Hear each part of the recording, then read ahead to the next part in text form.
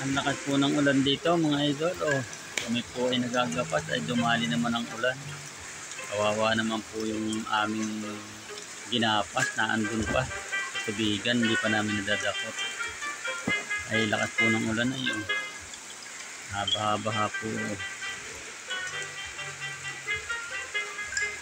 Ay namang ulan ito, hindi tuloy kami nakapagapas na. Grabe naman. Gandang hapon mga idol. Maulang hapon dito sa amin. Hindi na kami magagapas ngayon, bukas na. Kasi ang ulan po, ayan, napakalakas. Doon kami nagagapas sa parte doon, sa kabila.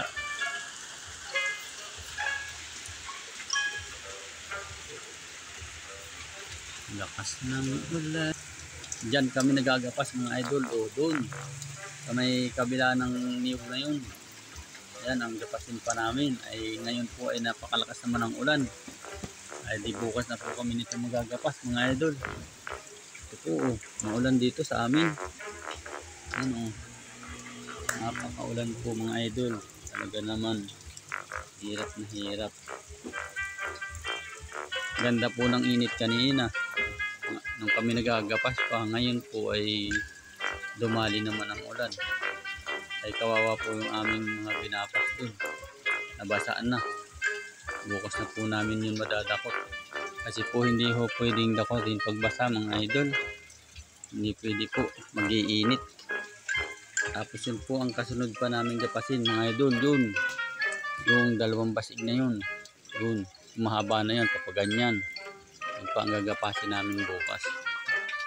Para tapos na, last na yan. Dalawang basig na yan mga idol.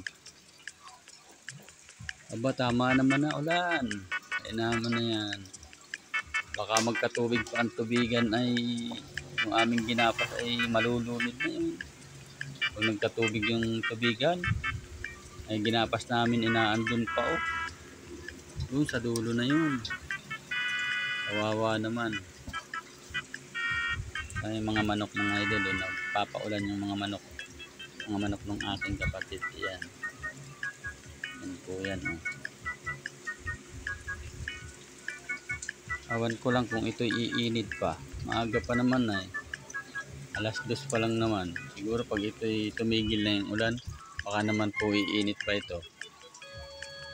Doon, nahina na ang ulan mga idol. Baka naman yan ay tuluyan ang hihina ay kami ikuan. Sabi, pag uminit pa yan ay di makakagapas pa kami doon sa isa. Pero yung aming ginapas kanina ay di bukas na namin mga idol yung dadakotin kasi yun ay nabasa na ngayon. Nabasa na po mga idol.